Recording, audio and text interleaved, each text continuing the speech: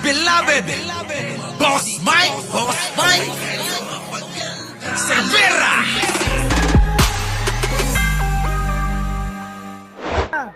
Mga pulis, pinagsisibak, mga kababayan.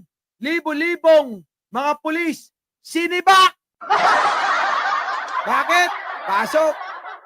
Ang mga balita, halos 3,000 tiwaling pulis pinatawan ng disiplina ng PNP. Ako? 703 ang tuluyang inalis sa serbisyo.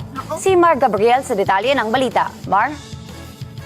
Umabot na sa 2,765 na mga pasaway na pulis ang pinatawan ng disiplina ng liderato ng Philippine National Police noong 2024.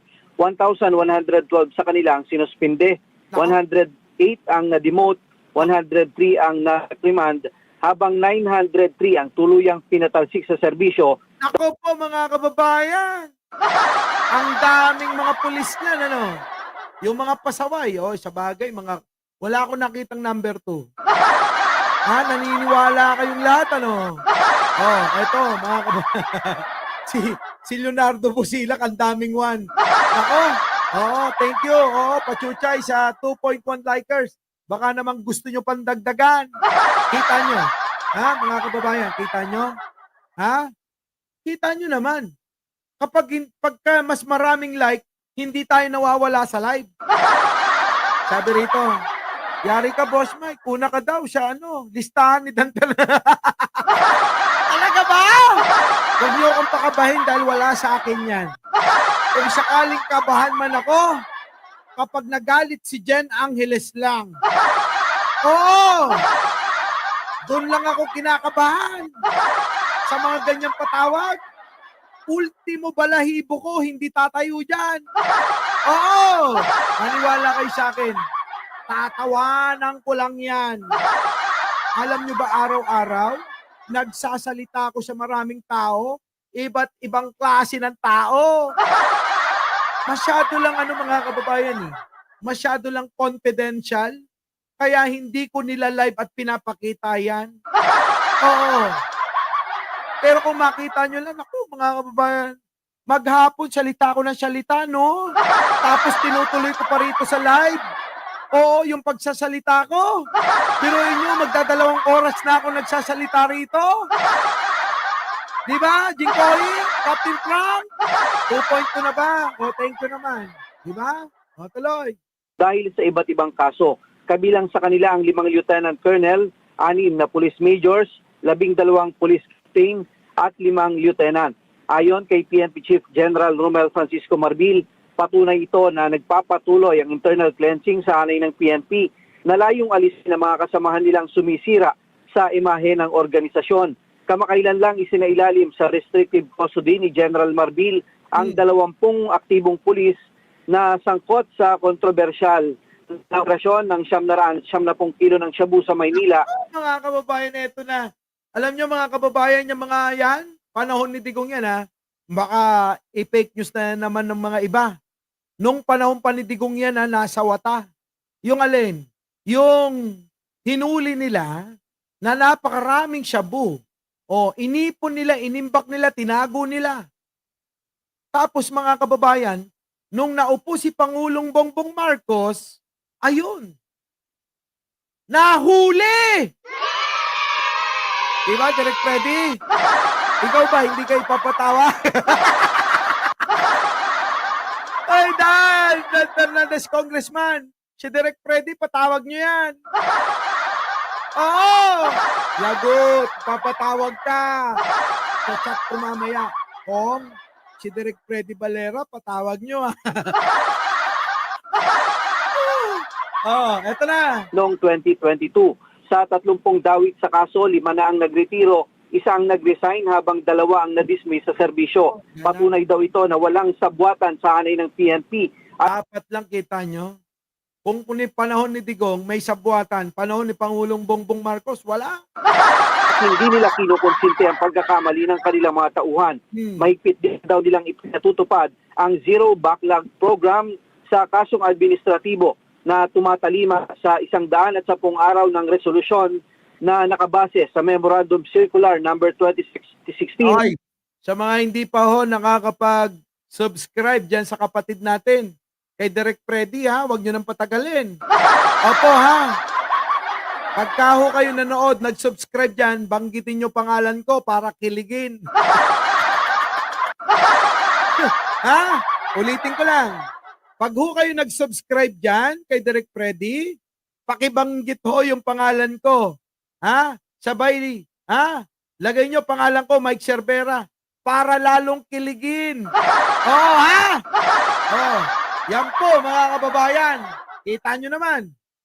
Walang sinisino ang ating pamalaang Marcos ngayon.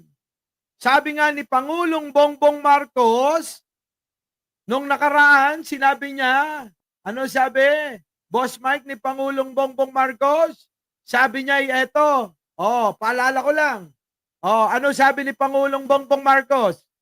Sinisiraan nila ako dahil di nila makuha ang gusto nila sa akin. Walang palakasan sa aking administrasyon. Kahit kakampi pa kita, kung may kasalanan ka, magnanagot ka. Di yan pamumulitika. Hustisya ang tawag dyan. Kita nyo? Yan ho ngayon ang pamamalakad at ginagawang katwiran ng ating butihing Pangulo. Kita nyo mga kababayan? So kahit sino ka pa, kahit pulis ka pa, basta nagkamali ka, hindi ka ibibaby ni Pangulong Bongbong. Malamang baka noong panahon ni Digong. At ang PNP chief nun, sino? Si Bato. Si Bato. Si Bato na ano? Pa-Pexman. Di ba? Si Bato. Nasaan ka, Bato? Pasok. Ay, man ako. Sabi ko sa inyo eh. Ulitin mo, mag-Pexman ka. Pag Pexman ka, mag-Pexman. Pixman, mamatay man ako. Kita nyo?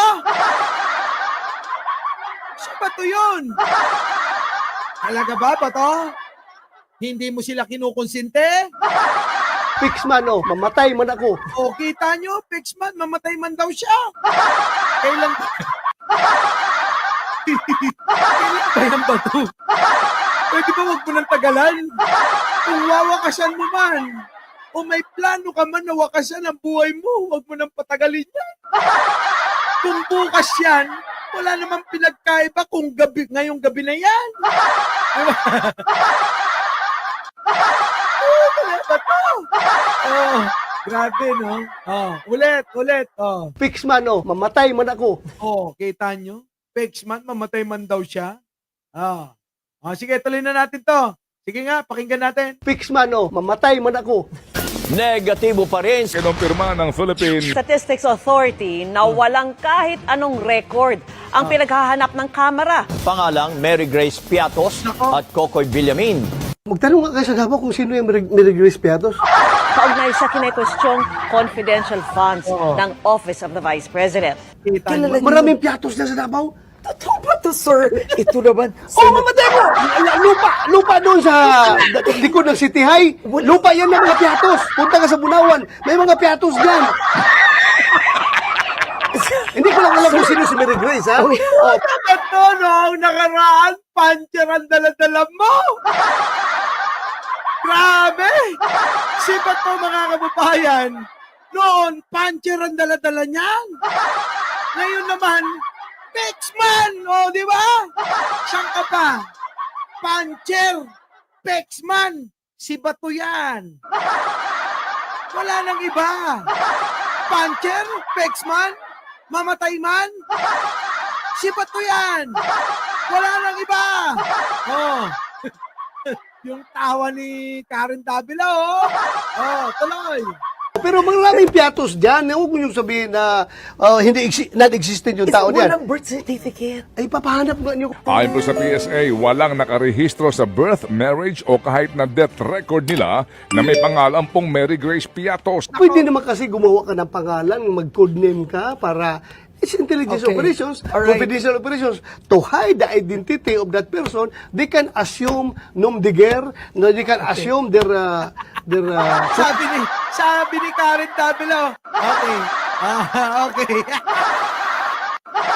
Ginagawa ka ng tanga ba to? Ni Karen Tabilo. Tapos napapanood pa ng sambayan ng Pilipino. Sasabihin na naman ng mga yan. Tanga ka. Di ba? Ako, concern lang kay Bato, ha? Bato, alam mo, napapanood ka ng mga mamayang Pilipino, sasabihin na naman nila, ang tanga-tanga talaga ni Bato, no? Oo, Bato. Ako, concern lang sa'yo. Di ba? Concern lang ako rito. Litin mo nga, Bato. Isa na lang, ha?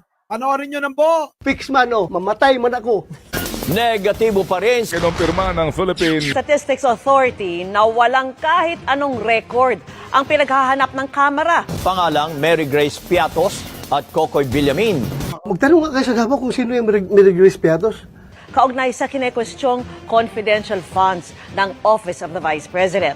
Kilala niyo. Maraming Piatos na sa Davao. Totoo ba to, sir? Ito naman. Oh, mamatay ko! Lupa doon sa likod ng City High. Lupa yan ng mga Piatos. Punta ka sa Bunawan. May mga Piatos dyan. Hindi ko lang alam kung sino si Mary Grace, ha?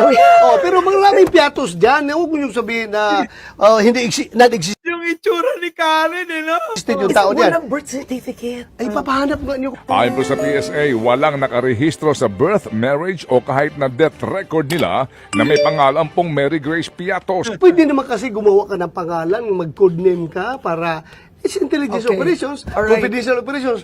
To hide the identity of that person, they can assume nom de guerre, no, they can assume their codename. Pwede man gano'n. Pero pag sabihin mong, Piatos, gago! Basta na-insult na pakayaman ng mga Piatos sa Davao. Ang lalaki ng lupa ng mga Piatos sa Davao. Merong Piatos sa Davao.